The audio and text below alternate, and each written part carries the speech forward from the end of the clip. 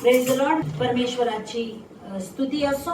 यावेळेस आपण परमेश्वराचं वचन ऐकणार आहोत आणि आजच्या दिवसासाठी जो संदेश परमेश्वराने दिलेला आहे तो संदेश मत्तैकृत शुभवर्तमान याचा 4था अध्याय आणि वचन 1 ते 11 मधून घेतलेला आहे. Matthew chapter 4 versus 1 to 11. मी आपणाकरिता वाचते. अरण्यात येशूची परीक्षा. तेव्हा सैतानाकडून येशूची परीक्षा व्हावी म्हणून आत्म्याने त्याला अरण्यात नेले. मग त्याने 40 दिवस व 40 रात्री उपवास केला. त्यानंतर त्याला भूक लागली. तेव्हा परीक्षक त्याच्या जवळ येऊन म्हणाला, तू देवाचा पुत्र आहेस तर या धोंड्यांच्या भाकरी व्हाव्या अशी आज्ञा कर.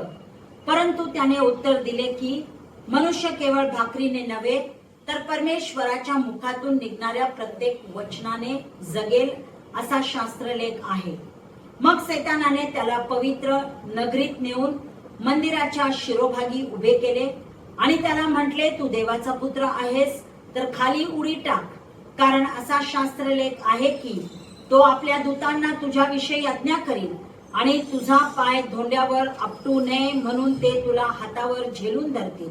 येशूने त्याला म्हटले, आणखीन असा शास्त्रलेख आहे की परमेश्वर जो तुझा देव त्याची परीक्षा पाहू नको. पुढे सैतानाने त्याला एक अतिशय उंच डोंगरावर नेऊन त्याला जगातील सर्व राज्ये व त्याचे वैभव दाखविले आणि त्याला म्हटले, तू पाया पडून मला नमन करशील तर मी हे सगळे काही तुला देईन.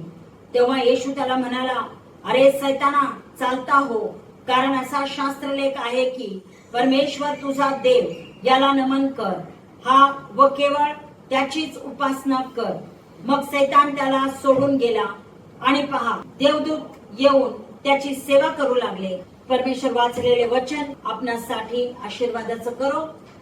आजच्या संदेशाचा जो शीर्षक आहे तो आहे अरण्य. परीक्षा पण पराभव नाही.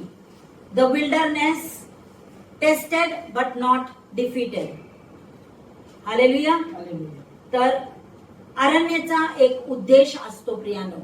या लेंटच्या समयामध्ये येशूने जो 40 दिवसाचा प्रवास त्या अरण्यामध्ये केला, जे 40 दिवस आणि रात्र त्यांनी त्या अरण्यामध्ये घालवले, त्यावरती हा लेंटचा महिना प्रकाश टाकतो.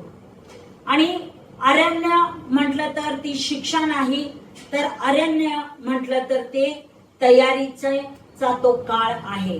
हालेलुया. तयारीचं ते ठिकाण आहे ज्या ठिकाणी परमेश्वर तुम्हाला आणि मला सेवा कार्यासाठी तो तयार करत आहे.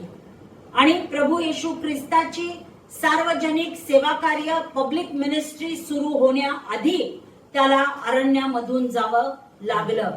चमत्कारांच्या अगोदर त्याला अरण्यामधून जावं लागलं.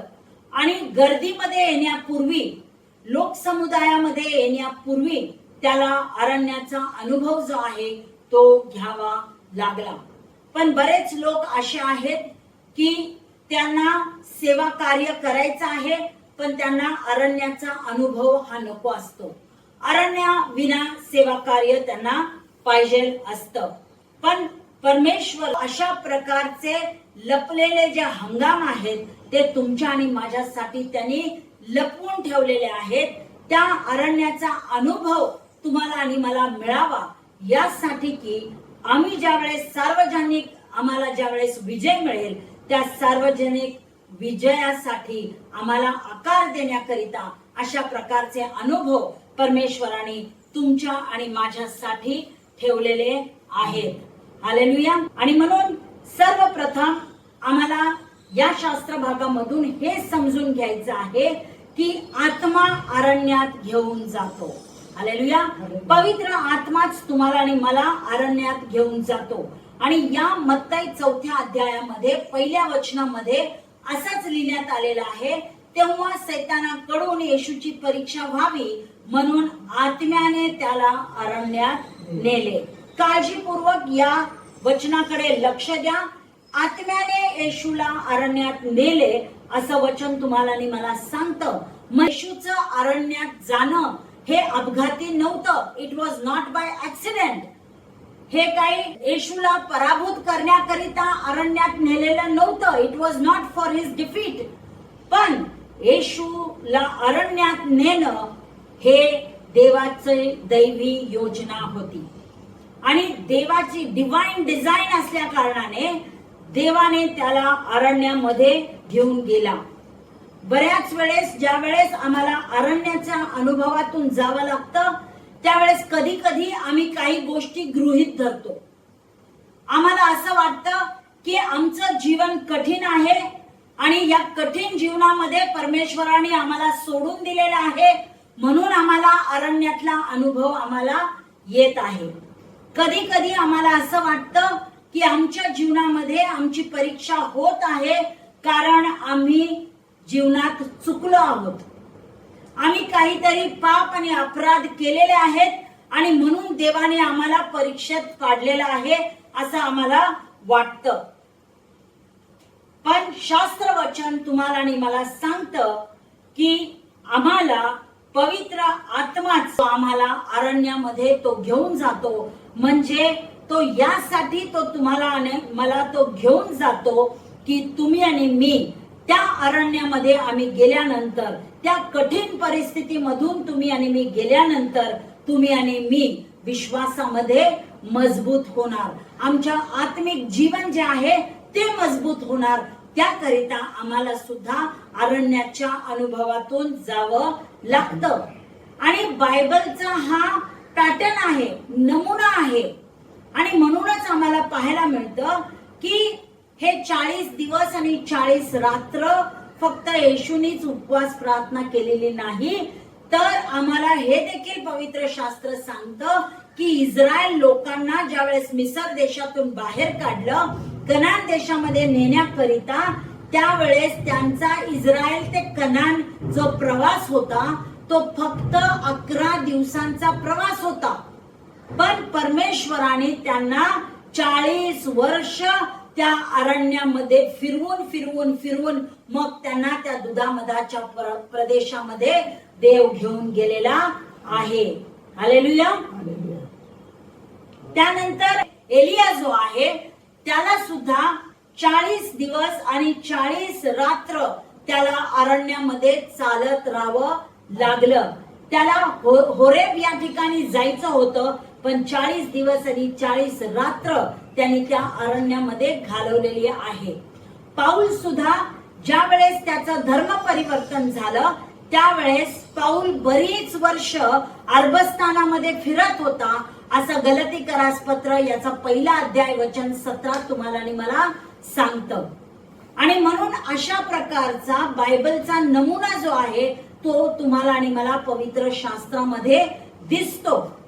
आणि या समयामध्ये परमेश्वर काय करतो, अरण्याचा अनुभव तुम्हाला आणि मला देतो. म्हणजे तुम्हाला आणि मला तो वेगळं करतो, तुम्हाला आणि मला तो अलग करतो, इतरांपासून तो तुम्हाला आणि मला वेगळं करतो. यासाठी की तो तुमची आणि माझी किंवा त्याच्या सेवकांची त्याला तयारी करायची आहे. हालेलुया. कशासाठी तो तयारी करत आहे? का तर तुमची आणि माझी आत्मिक उन्नती व्हावी, तुमची आणि माझी बढती व्हावी, यासाठी परमेश्वर तुम्हाला आणि मला तयार करतो त्या अरण्यामध्ये नेऊन. हालेलुया. पहा, एखादं बी जर का आपण घेतलं, ते बी फुलण्या अगोदर त्या बियाला आपण काय करतो, घेतो आणि त्या बीला आपण जमिनीमध्ये पुरतो. म्हणजे जमिनीमध्ये घातल्यानंतर ते बी जे आहे ते लपलं जातं. त्या बीला इतर बियांपासून वेगळं केलं जातं. त्या बीला काही काळासाठी आपण विसरून जातो की आपण त्या ठिकाणी बी पेरलेलं आहे म्हणून, आणि ते बी जे आहे ते मृत होतं. पण आम्हाला हे दिसून येतं की जमिनीच्या खाली त्या बीला मुळं यायला लागतात, मुळं यायला त्याला सुरुवात होते. त्याचप्रमाणे अरण्यामधला अनुभव जो आहे तो तुमचा आणि माझा अनुभव हा लपलेला आहे. तुम्हाला आणि मला असं वाटेल की आम्हाला इतरांपासून वेगळं केलेलं आहे, आम्हाला जे आहे ते देवाने लपवलेलं आहे, आम्हाला मृत्यूचा अनुभव जणू काय येत आहे, अशा प्रकारचा अनुभव त्या अरण्यामध्ये आम्हाला मिळेल. पण जसं त्या बीला मुळं फुटतात आणि ती मुळं जी आहेत ते जमिनीच्या खाली वाढत जातात, त्याच प्रकारे आम्ही सुद्धा जे आहे ते ख्रिस्तामध्ये आम्ही मुळावले जातो. हालेलुया. आणि म्हणून हा अरण्याचा अनुभव जो आहे तो तुम्हाला आणि मला या लेंटच्या समयामध्ये तो घ्यावा लागतो. हालेलुया. आणि म्हणून हे लेंटचे दिवस सुद्धा 40 दिवस आणि 40 रात्र आहे. आणि हा अरण्याचा अनुभव जो आहे तो परमेश्वराने तुम्हाला आणि मला आपल्या जीवनाकरिता देव केलेला आहे. दुसरी गोष्ट ही आहे की मोह ओळखीवर हल्ला करतो. Temptation attacks identity. म्हणजे आमची जी ओळख आहे त्या ओळखीवरती मोह हल्ला करतो. या ठिकाणी आम्ही पाहतो की येशू ख्रिस्त 40 दिवस उपवासामध्ये होता आणि 40 दिवसानंतर त्याला भूक लागली आणि सैतान, ज्याला परीक्षक म्हटलेला आहे या ठिकाणी, तो येतो आणि तो येशूला काय म्हणतो, तू देवाचा पुत्र आहेस तर. तू देवाचा पुत्र आहेस तर. लक्ष द्या या वाक्याकडे. काहीतरी सामर्थ्यशाली या ठिकाणी लिहिण्यात आलेला आहे. जर का आम्ही अगोदरच्या अध्यायामध्ये पाहिलं तर त्या ठिकाणी मॅथ्यू चॅप्टर 3 वर्स 17, मत्ती याचा 3रा अध्याय वचन 17 मध्ये येशूचा बाप्तिस्मा ज्या वेळेस झाला त्यावेळेस देवपित्याची वाणी स्वर्गामधून आली आणि देवपिता काय म्हणाला, हा माझा पुत्र मला परमपुत्र आहे. हालेलुया. दिस इज माय बिलव्हेड सन. अशी घोषणा परमेश्वराने अगोदरच्या अध्यायामध्ये केलेली आहे. आणि आता सैतान येशूला प्रश्न करत आहे. येशूला तो डाऊट मध्ये, संशयामध्ये पाडायचा प्रयत्न करत आहे आणि म्हणतो, तू देवाचा पुत्र आहेस ना. तू देवाचा पुत्र आहेस तर या धोंड्यांना भाकरी व्हाव्या अशी आज्ञा कर, असं तो म्हणत आहे.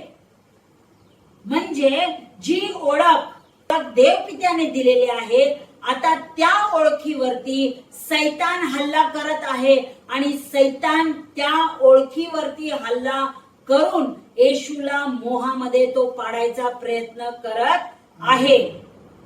आणि मोह नेहमी अशाच गोष्टीवर हल्ला करतो. कधी कधी तो तुम्हाला आणि मला सुद्धा अशाच प्रकारचा सैतान तुमच्या आणि माझ्या कानामध्ये बोलतो, तू कोण आहेस, तू कोण आहेस हा प्रश्न सैतान आम्हाला करतो. तू कोणाचा आहेस हा प्रश्न देखील तो तुम्हाला आणि मला करतो. आणि तुझ्याबद्दल देव काय बोलत आहे,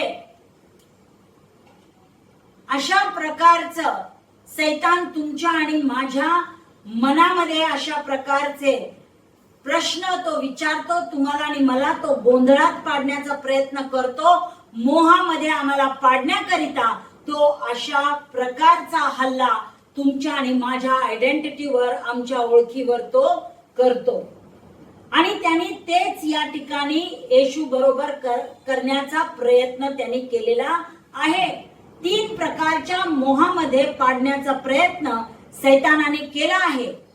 वचन 3 मध्ये म्हटलेलं आहे, तेव्हा परीक्षक त्याच्या जवळ येऊन म्हणाला, तू देवाचा पुत्र आहेस तर या धोंड्यांच्या भाकरी व्हाव्या अशी आज्ञा कर.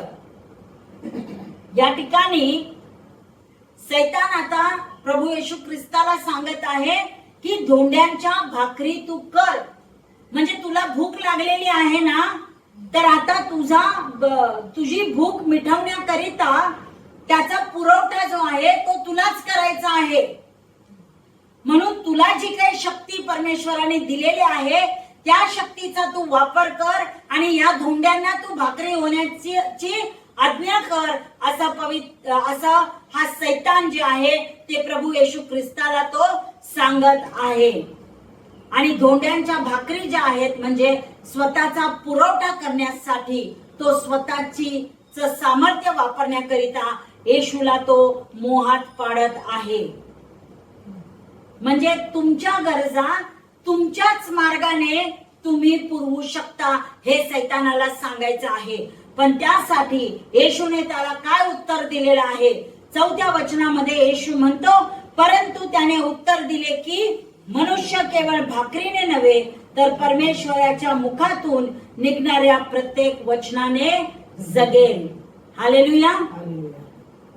हेच वचन आम्हाला अनुवाद याचा 8वा अध्याय वचन 3 मध्ये पाहायला मिळतं.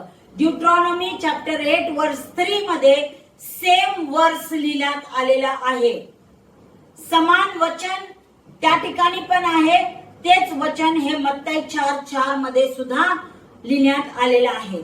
आणि हा लेंटचा समय तुम्हाला आणि मला आठवण करून देतं की आम्ही केवळ भाकरीने जगत नाही तर परमेश्वराच्या मुखातून निघणाऱ्या प्रत्येक वचनाच्या द्वारे तुम्ही आणि मी जगतो. हालेलुया. आणि म्हणून या पहिल्या मोहावरती येशूने वचनाचा मारा करून त्या सैतानाचा मात केलेला आहे.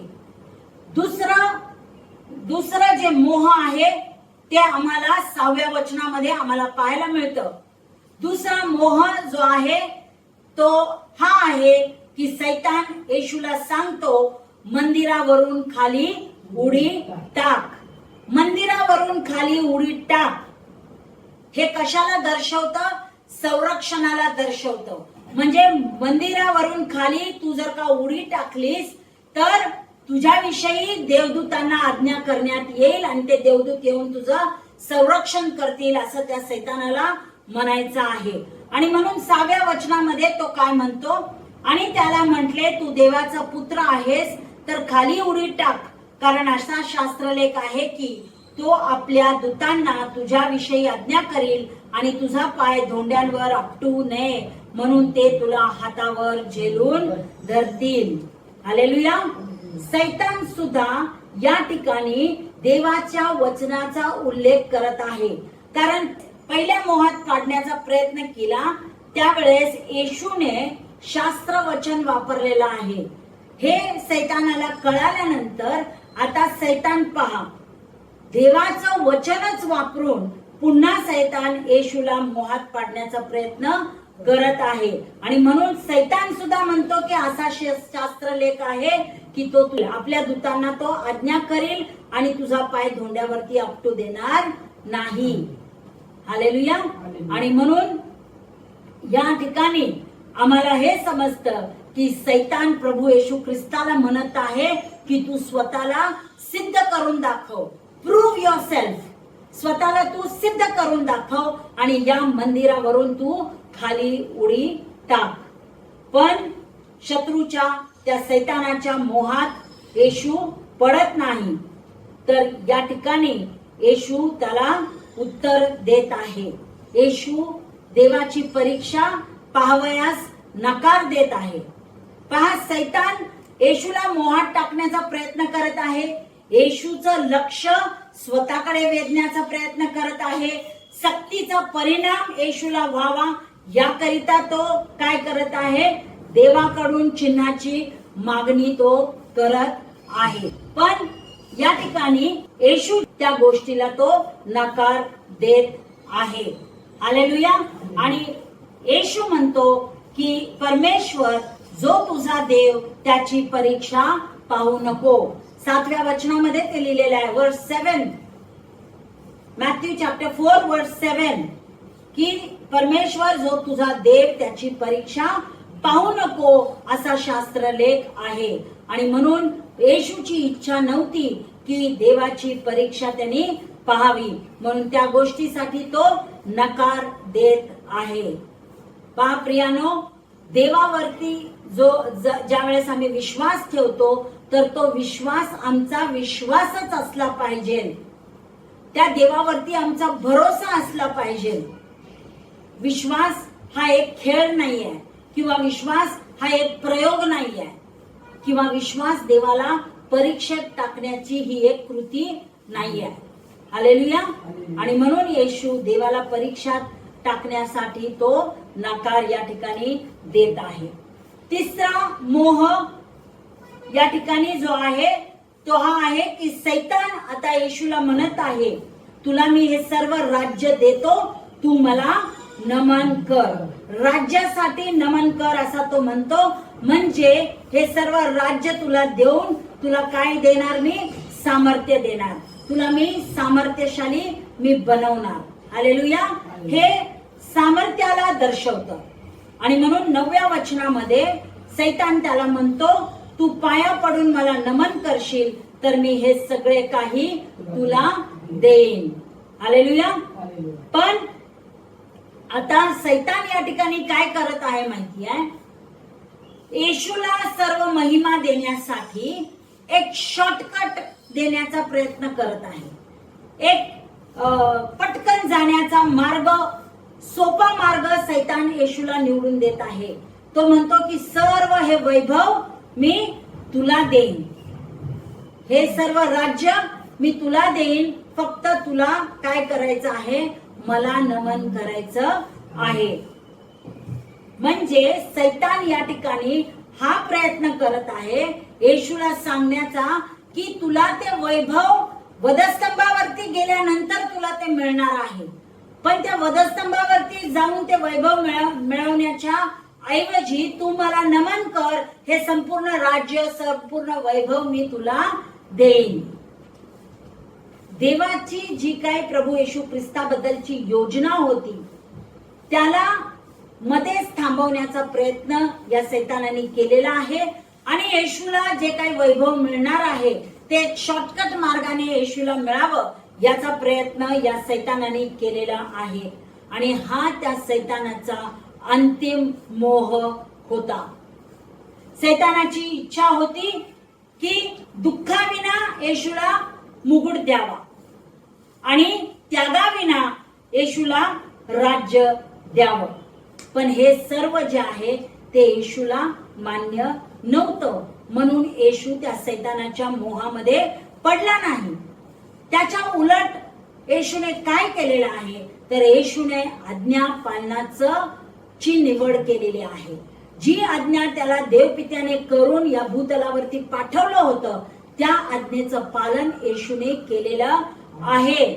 महत्वाकांक्षा येशूने बाळगलेली नाही. त्या महत्वाकांक्षापेक्षा अधिक जी काही निवड त्यांनी केलेली आहे ती निवड म्हणजे आज्ञा पालनाची ती निवड आहे. हालेलुया. म्हणून Jesus chose obedience over ambition. Hallelujah. तिसरी गोष्ट आम्हाला या ठिकाणी पाहायला मिळतं की देवाचं वचनच आमचं शस्त्र आहे. The word of God is our weapon. प्रत्येक वेळेस ज्या वेळेस सैतानाने येशूला मोहात पाडण्याचा प्रयत्न केला त्या वेळेस येशूने वचनाचा वापर केलेला आहे आणि म्हटलेला आहे असा शास्त्रलेख आहे. हालेलुया. इंग्लिश बायबल मध्ये म्हटलेलं आहे इट इज रिटन. असं देवाच्या पवित्र शास्त्रामध्ये लिहिलेलं आहे. असा शास्त्रलेख लिहिण्यात आलेला आहे असं म्हणून येशूने प्रत्येक वेळेस वचनाचा वापर करून त्या सैतानावर मात केलेला आहे. हालेलुया. येशूने भावनिक होऊन त्या सैतानाबरोबर वाद घातलेला नाही. बौद्धिक दृष्ट्या इंटेलेक्च्युअली सुद्धा येशूने त्याच्या बरोबर चर्चा केलेली नाही. वादविवाद त्याच्या बरोबर केला नाही. येशूने फक्त शास्त्र वचनाचा उपयोग केला आणि त्या सैतानावरती विजय मिळवलेला आहे. हालेलुया. या लेंटच्या समयामध्ये ज्यावेळेस आम्ही उपवास करतो त्या उपवासामुळे आमचा देह जो आहे तो अशक्त होतो पण आमचा आत्मा जो आहे तो मजबूत होतो. प्रार्थनेने उपवासाने आमचा आत्मा मजबूत होतो. हालेलुया. आणि हेच देवाचं वचन ज्यावेळेस आम्ही वाचतो, ज्यावेळेस आम्ही त्याच्यावरती मनन चिंतन करतो, ज्यावेळेस त्या वचनाचा आम्ही वापर करतो त्यावेळेस प्रत्येक आत्मिक युद्धासाठी हे वचन तुम्हाला आणि मला सज्ज करतं आणि त्या आत्मिक युद्धामध्ये तुम्हाला आणि मला विजय प्राप्त करून देतो. हालेलुया. आणि देवाच्या वचनाला पवित्र शास्त्रामध्ये तलवार, आत्म्याची तलवार म्हटलेलं आहे. इफिसकरास पत्र याचा 6वा अध्याय वचन 17, एफिशियन्स चॅप्टर 6 वर्स 17 मध्ये वचनाला आत्म्याची तलवार आहे असं म्हटलेलं आहे. वचन म्हणतं, तारणाचे शिरस्त्राण व आत्म्याची तलवार म्हणजे देवाचे वचन ही घ्या. त्या आत्मिक युद्धामध्ये उतरण्याकरिता परमेश्वराने तुम्हाला आणि मला आत्मिक शस्त्र सामग्री दिलेली आहे. आणि त्या आत्मिक युद्धामध्ये आम्ही उतरत असताना आम्ही ती पूर्ण आत्मिक जी शस्त्र सामग्री आहे ती आम्ही परिधान केली पाहिजे आणि त्या युद्धामध्ये आम्ही उतरलं पाहिजे. आणि वचन तुम्हाला आणि मला सांगतं की आम्ही जे देवाचं वचन आहे, जी आत्मिक तलवार म्हणून देवाचं वचन आहे ते आम्ही घेतलं पाहिजे आणि त्याचा वापर आम्ही आत्मिक युद्धामध्ये केला पाहिजे. या ठिकाणी आम्हाला दिसतं की सैतान जो आहे तो येशू बरोबर तो बोलत आहे. फक्त बोलतच नाही तर त्याच्या बोलण्याने तो येशूला मोहात पाडण्याचा प्रयत्न करत आहे. आणि येशू ज्यावेळेस या सैतानाशी बोलत आहे, त्या सैतानाला तो ज्यावेळेस मात करण्याचं त्याने ठरवलेलं आहे, त्यावेळेस येशू देखील देवाच्या वचनाचा वापर एका आत्म्याच्या तलवारीप्रमाणे तो करत आहे. आणि प्रत्येक वेळेस त्या सैतानाला त्यांनी शास्त्र वचनानेच उत्तर दिलेलं आहे. हे आपल्याला या ठिकाणी पाहायला मिळतं. पहा, एखादा सैनिक युद्धामध्ये बिना शस्त्र तो जात नाही. जर एखादा सैनिक न काही शस्त्र सामग्री घेऊन त्या युद्धामध्ये गेला तर सहजासहजी तो पराभूत होणार, सहजासहजी तो हरणार किंवा त्या युद्धामध्ये तो मरणार. पुष्कळ विश्वासणारे जे आहेत ते खाली पडतात कारण ते आत्मिक युद्धामध्ये निशस्त्र ते जातात. हालेलुया. न आत्मिक शस्त्र घेता ते आत्मिक युद्धामध्ये भाग घेतात, म्हणून ते त्या आत्मिक युद्धामध्ये पडतात किंवा ते पराभूत होतात. आणि म्हणून हा जो लेंटचा समय आहे, परमेश्वराने तुम्हाला आणि मला हा वेळ यासाठी दिलेला आहे की आम्ही आमच्या आत्मिक तलवारीला धार लावावी. हालेलुया. आत्मिक तलवारीला आम्ही धार कशी लावणार आहे तर रोज आम्ही देवाचं वचन वाचणार आहे. त्या देवाच्या वचनावरती आम्ही मनन चिंतन करणार आहे. ते देवाचं वचन आम्हाला तोंडपाठ करायचं आहे.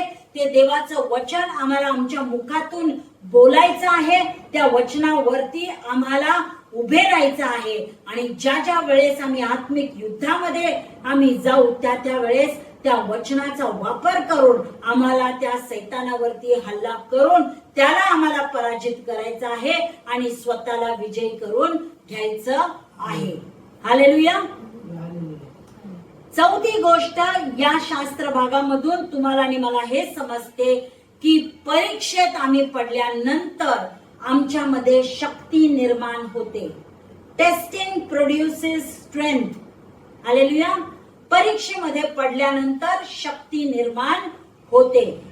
अरण्यामध्ये प्रभू येशू ख्रिस्ताला नेण्यात आलं यासाठी नाही की येशू मधला जो काही वीकनेस आहे, जे कमकुवतपणा आहे, अशक्तपणा आहे तो दिसावा यासाठी त्याला अरण्यात नेण्यात आलं नाही, तर त्याची आत्मिकरित्या तयारी करण्याकरिता त्याला अरण्यात नेण्यात आलं. कारण अरण्याच्या अनुभवानंतर आम्ही पाहतो येशूची सेवा दिव्य दूताने केलेली आहे. 11व्या वचनामध्ये आपण त्या ठिकाणी वाचलेलं आहे की मग सैतान त्याला सोडून गेला आणि पहा देवदूत येऊन त्याची सेवा करू लागले. हालेलुया. आणि म्हणून आम्हाला पाहायला मिळतं की या विजयानंतर देवदूतांनी येऊन येशूची सेवा केली. येशूच्या सेवा कार्याची सुरुवात अरण्याच्या अनुभवानंतर आलेली आहे. येशूने त्याला मिळालेले जे शक्ती सामर्थ्य आहे त्याचं प्रदर्शन त्यांनी केलेलं आहे. हालेलुया. आणि म्हणून परीक्षेमुळेच जे आहे ते आमच्यामध्ये शक्ती सामर्थ्य निर्माण होते. परीक्षेमुळे आमच्यामध्ये परिपक्वता सुद्धा येते. आत्मिक परिपक्वता परीक्षेमध्ये पडल्यानंतर ती होते. हालेलुया. तर याकोबाचं पत्र याचा पहिला अध्याय वचन 2 ते 4 मध्ये ते लिहिण्यात आलेलं आहे. याकोब 1, 2 ते 4. माझ्या बंधूंनो, नाना प्रकारच्या परीक्षांना तुम्हाला तोंड द्यावे लागते, तेव्हा तुम्ही आनंदच माना. तुम्हास ठाऊक आहे की तुमच्या विश्वासाची पारख उतरल्याने धीर उत्पन्न होतो आणि धीराला आपले कार्य पूर्ण करू द्या, यासाठी की तुम्ही कशातही उणे न होता तुम्हाला अखंड परिपूर्णता प्राप्त व्हावी. हालेलुया. नाना प्रकारच्या परीक्षेमधून तुम्हाला आणि मला जावं लागतं आणि त्या परीक्षेमधून तुम्ही आणि मी गेल्यानंतर आमच्या विश्वासाची पारख होते, आमच्यामध्ये धीर उत्पन्न होतो आणि ज्या वेळेस धीर आपलं कार्य पूर्ण करतं त्यावेळेस तुमच्या आणि माझ्यामध्ये अखंड परिपूर्णता येते. म्हणजे तुमच्या आणि माझ्यामध्ये आत्मिक परिपक्वता जी आहे ती आम्हाला मिळते. हालेलुया. आणि म्हणून हा जो अरण्याचा अनुभव आहे तो तुम्हाला आणि मला तोडण्यासाठी तो अनुभव नाही, तर तुमची आणि माझी आत्मिकरित्या बांधणी करण्याकरिता या अनुभवातून तुम्हाला आणि मला जावं लागतं. हालेलुया. त्यानंतर या लेंडच्या प्रवासामध्ये आम्ही जात असताना परमेश्वर काही धडे तुम्हाला आणि मला शिकवू इच्छितो. या लेंडच्या दिवसामध्ये तुम्ही आणि मी स्वतःला आम्ही हा प्रश्न करू शकतो की अरण्यामध्ये आम्हाला कोणकोणत्या गोष्टींना तोंड द्यावं लागत आहे. मग त्या आर्थिक समस्या आहेत का, भावनिक समस्या आहेत का, आमच्यामध्ये आत्मिक कोरडेपणा आहे का, कोणती समस्या आमच्यामध्ये आहे ज्याच्यामुळे आम्हाला अरण्याला तोंड द्यावं लागत आहे, हा प्रश्न आम्ही स्वतःला विचारला पाहिजे. हालेलुया. आणि कोणता तो मोह आहे जो माझ्या ओळखीवर हल्ला करत आहे, माझ्या आयडेंटिटीवरती कोणता तो मोह आहे जो हल्ला करत आहे, हा प्रश्न आम्ही विचारला पाहिजे. हालेलुया. कधी कधी आम्हाला अशा गोष्टी सैतानाकडून ऐकायला मिळतात, काय तू खरोखरच देवाचं लेकरू आहेस का, तू देवाचं लेकरू असून सुद्धा तुला अशा परीक्षेमध्ये पडावं लागलं का, किंवा देव तुझी काळजी घेत नाही का. असे प्रश्न जे आहेत ते सैतान आम्हाला करतो आणि आम्हाला गोंधळात पाडण्याचा, मोहात पाडण्याचा तो प्रयत्न करतो. पण आम्ही नेहमी देवाचा आवाज ऐकला पाहिजे, कारण सैतानाच्या लबाडीच्या आवाजापेक्षा देवाचा आवाज जो आहे तो मोठा आहे. आणि म्हणून आम्ही देवाची वाणी तुम्ही आणि मी ऐकली पाहिजे. देव काय म्हणत आहे, देव मला काय म्हणून ओळखत आहे, मी देवाचं लेकरू आहे, मी आशीर्वादित आहे, मी अभिषेक्त आहे, हे देव तुम्हाला आणि मला सांगत आहे. आणि म्हणून त्या देव जे काही आमच्याबद्दल बोलतो त्याच्याकडे आम्ही लक्ष दिलं पाहिजे. सैतान ज्या खोट्या गोष्टी आम्हाला सांगतो, लबाड आमच्याशी तो बोलतो, मोहात पाडण्याचा प्रयत्न करतो, त्याकडे आम्ही लक्ष देऊ नये. पुन्हा सैतान तुम्हाला आणि मला हा प्रश्न विचारतो, काय तू खरोखर आध्यात्मिकरित्या सज्ज आहेस का. त्यावेळेस आम्ही काय करायचं आहे, आम्हाला असा प्रश्न सैतानाकडून येऊ नये म्हणून आम्हाला दररोज देवाचं वचन वाचायचं आहे. आम्ही उपवास करत असताना हेतुपूर्ण आम्ही उपवास केला पाहिजे. इंटेन्शनल फास्टिंग आमचं असलं पाहिजे. आणि त्याचबरोबर आम्ही सतत प्रार्थना ज्या आहेत त्या केल्या पाहिजे. आणि या लेंडच्या समयामध्ये परमेश्वर तुम्हाला आणि मला एक स्पिरिच्युअल ट्रेनिंग देत असतो, आध्यात्मिक प्रशिक्षण तुम्हाला आणि मला तो देत असतो. आणि म्हणून आध्यात्मिक गोष्टी जास्तीत जास्त या दिवसामध्ये करण्याचा प्रयत्न आपण करतो. अधिक बायबल वाचणं, अधिक त्याच्यावरती मनन चिंतन करणं, अधिक शास्त्र वचने पाठ करणं, त्याचबरोबर आपण अधिक वेळ आपण उपवास करतो, अधिक तास उपवास करतो, अधिक तास आपण प्रार्थना करतो, प्रार्थनेच्या वेळा वाढवतो. अशा प्रकारच्या ज्या काही आध्यात्मिक गोष्टी आहेत त्या आपण करून स्वतःला आपण आत्मिक युद्धासाठी आपण सज्ज करत असतो. हालेलुया.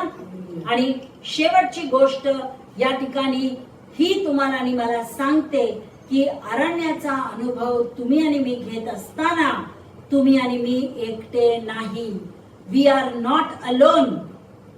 या अरण्यामध्ये आम्ही एकटे नाही आहोत.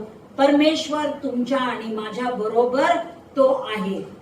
पहा, येशू ख्रिस्ताला सुद्धा परीक्षेमधून जावं लागलं, या मोहामधून त्याला जावं लागलं. इब्री 4:15 काय म्हणतं पहा. हिब्रूज चॅप्टर 4 वर्स 15. कारण आपल्या सर्वांच्या दुर्बलतेविषयी ज्याला सहानुभूती वाटत नाही असा आपला प्रमुख याजक नाही, जर तो सर्व प्रकारे आपल्याप्रमाणे पारखलेला होता तरी निष्पाप राहिला. हालेलुया. या ठिकाणी वचन तुम्हाला आणि मला सांगतं की येशू ख्रिस्त जो आहे त्याला सर्व प्रकारे पारखण्यात आलेलं होतं. म्हणजे सर्व प्रकारच्या परीक्षेमधून त्याला जावं लागलं. त्याच्याही विश्वासाची पारख जी आहे ती तुमच्या आणि माझ्याप्रमाणे झालेली आहे. तरी देखील सर्व परीक्षेमधून जावं लागलं, तरी सर्व प्रकारच्या मोहामधून जावं लागलं, तरी तो निष्पाप असा राहिला, असं देवाचं वचन तुम्हाला आणि मला सांगतं. आणि म्हणून प्रभू येशू ख्रिस्त तुम्ही आणि मी कोणत्या संघर्षातून आम्ही जात आहोत हे तो समजू शकतो. कारण त्यालाही त्याच परीक्षेतून, त्याच मोहातून, त्याच संघर्षातून त्याला जावं लागलं. आणि त्यांनी प्रत्येक परिस्थितीवरती मात केलेला आहे, विजय मिळवलेला आहे. म्हणून तो तुम्हाला आणि मला सुद्धा प्रत्येक परिस्थितीवरती विजय मिळवून देणार, ही खात्री तुम्हाला आणि मला असली पाहिजे. हालेलुया. आणि म्हणून नेहमी आम्ही लक्षात ठेवलं पाहिजे की हा अरण्याचा अनुभव जो आहे, हा विल्डरनेस एक्सपिरियन्स जो आहे तो कायम स्वरूपीचा नाही, तो कायम टिकणारा नाही. तो काही दिवसांचा, काही वर्षांचा तो असेल. हालेलुया. पण तो कायम टिकणारा तो नसतो. आणि त्या अरण्याचा अनुभव तुम्ही आणि मी घेत असताना परमेश्वर तुम्हाला आणि मला कधीही सोडत नाही, कधीही टाकत नाही. तो सदैव तुमच्या आणि माझ्या बरोबर तो असतो. हालेलुया. Praise the Lord. आणि म्हणून परमेश्वर तुम्हाला आणि मला अरण्यापासून तो सामर्थ्यापर्यंत, सामर्थ्याकडे तो घेऊन जातो. जसं येशूला त्याने अरण्यातून त्याने सामर्थ्याकडे आणलं आणि सामर्थ्यशाली बनवून येशूकडून अद्भुत चिन्ह चमत्कार करून घेतले, येशूकडून अद्भुत सेवा कार्य करून घेतलं. त्याचप्रमाणे परमेश्वर तुम्हाला आणि मला सुद्धा अरण्यातून तो काढून तो सामर्थ्याकडे तो घेऊन जात आहे. येशू ज्यावेळेस अरण्यामध्ये गेला त्यावेळेस तो आत्म्याने भरून त्या अरण्यात तो शिरला. आणि ज्यावेळेस तो अरण्यातून बाहेर पडला त्यावेळेस तो आत्म्याच्या सामर्थ्याने त्यातून तो बाहेर पडलेला आहे. आणि तशाच प्रकारची घटना तुमच्या आणि माझ्या जीवनामध्ये घडू शकते. त्याच प्रकारचा अनुभव परमेश्वर तुम्हाला आणि मला सुद्धा देतो की आम्ही आत्मा जो आहे तो आम्हाला अरण्यामध्ये घेऊन जातो आणि तोच आत्मा आम्हाला सामर्थ्याने त्या अरण्यातून तो बाहेर काढतो. आणि म्हणून या लेंटच्या समयामध्ये आम्हाला या अरण्यामध्ये फक्त जिवंतच राहायचं नाही, तर आम्हाला त्यामधून बाहेर पडत असताना एक मजबूत ख्रिस्ती म्हणून आम्हाला बाहेर पडायचं आहे. आत्मिक दृष्ट्या तुम्ही आणि मी मजबूत आणि तुम्ही आणि मी सशक्त असे आम्ही बनले पाहिजे. हालेलुया. आणि म्हणून जी भूक आमच्यामध्ये आहे ती भूक आम्हाला देवावरती अवलंबून राहण्यासाठी आम्हाला शिकवते. ज्या परीक्षेमधून आम्ही जातो त्या परीक्षेमधून जात असताना आमच्या मधला विश्वास जो आहे तो वाढला पाहिजे. ज्या वेळेस देव तुम्हाला आणि मला वेगळं करतो, आयसोलेट करतो, अलग होण्याचा ज्या वेळेस तो आम्हाला समय देतो त्यावेळेस त्याच्या बरोबरची तो आमची जवळीकता जी आहे ती वाढवतो. कारण आम्ही लोकांपासून वेगळे होतो आणि देवाच्या आम्ही अधिक जवळ आम्ही जातो. हालेलुया. असे अनुभव परमेश्वर तुम्हाला आणि मला अरण्यात देतो. म्हणून ह्या अरण्याच्या अनुभवाला तुम्ही आणि मी घाबरला नाही पाहिजे, कारण त्या अरण्यामध्ये सुद्धा देव तुमच्या आणि माझ्या बरोबर तो आहे. हालेलुया. Praise the Lord. आणि म्हणून तुम्हाला आणि मला हा जो 40 दिवसाचा लेंट समय परमेश्वराने दिलेला आहे तो एक प्रकारचा अरण्यामध्ये जाण्यासारखा तो अनुभव आहे. पण ज्या वेळेस हे लेंटचे दिवस संपतील, ज्या वेळेस आम्ही आत्मिक दृष्ट्या जे आहे आम्ही स्वतःला मजबूत करू, सज्ज करू, आत्मिक दृष्ट्या ज्या वेळेस आमची उन्नती होईल त्यावेळेस आम्ही या अरण्यातून जे आहे ते सामर्थ्यशाली होऊन आम्ही बाहेर पडणार आहे. हालेलुया. आणि म्हणून आपण देवाकडे प्रार्थना करून देवाला आपण विनंती करूया की परमेश्वरा, या अरण्याचा अनुभव तू मला देत आहेस तो मला पराभूत करण्यासाठी नाही आहे, तर तो मला मजबूत करण्यासाठी तू देत आहेस. म्हणून देवाचा आपण आभार मानलं पाहिजे. परमेश्वरामध्ये तुम्हाला आणि मला जी ओळख मिळालेली आहे त्याचे पुत्र आणि कन्या म्हणून तुम्हाला आणि मला ओळखलं जात आहे. आणि म्हणून त्या ओळखीबद्दल परमेश्वराला आपण धन्यवाद देऊया. आणि परमेश्वराचं जे वचन आहे ते वचन आपण वापरूया, ते वचनाचं मनन चिंतन करूया, वचन तोंडपाठ करूया. आणि ज्या ज्या वेळेस आपण मोहात पडू त्या वेळेस आपण सुद्धा देवाच्या वचनाचा वापर जो आहे तो तलवारीप्रमाणे आपण करूया. आणि प्रत्येक परीक्षेमधून तुम्हाला आणि मला जावं लागलं तरी त्याच्यामध्ये आपण आनंद मानूया, यासाठी की त्या परीक्षेमधून गेल्यानंतर आमच्या विश्वासाची पारख होते, आमच्यामध्ये धीर उत्पन्न होतो. आणि एवढंच नव्हे तर अखंड परिपूर्णतेकडे म्हणजे परिपक्वता, आत्मिक परिपक्वता जी आहे त्याकडे परमेश्वर तुम्हाला आणि मला घेऊन जातो. हालेलुया. आणि म्हणूनच मी सुरुवातीला सांगितलेलं आहे की अरण्यामध्ये परीक्षा जरी झाली तरी त्यामध्ये पराभव नाही. Hallelujah. Tested but not defeated. Hallelujah. त्या अरण्याचा अनुभव परमेश्वर जर तुम्हाला आणि मला देत असेल, या परीक्षेमधून तुम्हाला आणि मला जावं लागलं तरी त्याच्यामध्ये आम्ही आनंद करावा, आम्ही देवावर अवलंबून राहावं, कारण देव आमच्या बरोबर या अरण्यामध्ये असतो. आमची परीक्षा झाली तरी चालेल, आम्ही आत्मिकरित्या जे आहे ते सशक्त होणार आहे. हालेलुया. देव आम्हाला पराभूत करणार नाही. म्हणून देवाच्या नावाला धन्यवाद असो. आज त्याच्या वचनाच्या द्वारे तो तुमच्या आणि माझ्याशी बोललेला आहे. या वचनाच्या द्वारे परमेश्वर तुम्हाला आणि मला आशीर्वादित करो. देवाच्या नावाला धन्यवाद असो. या आपण देवाला धन्यवाद देऊया, प्रार्थना करून त्याचा आभार मानूया.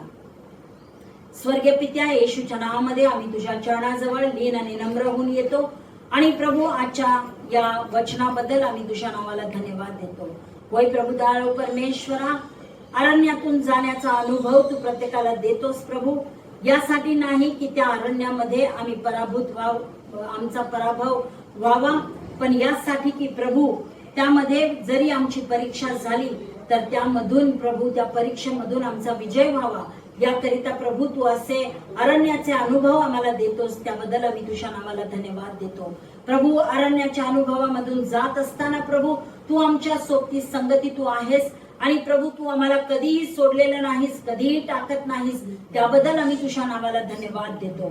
प्रत्येक परिस्थितीवरती मात करून प्रभू तू आम्हाला विजय प्राप्त करून देतोस. त्याबद्दल आम्ही तुझ्या नावाला धन्यवाद देतो. प्रभू येशू ख्रिस्ताच्या द्वारे प्रभू जी ओळख तू आम्हाला देऊ केलेली आहेस, तू आम्हाला तुझे पुत्र आणि कन्या म्हटलेला आहेस, त्याबद्दल आम्ही तुझ्या नावाला धन्यवाद देतो.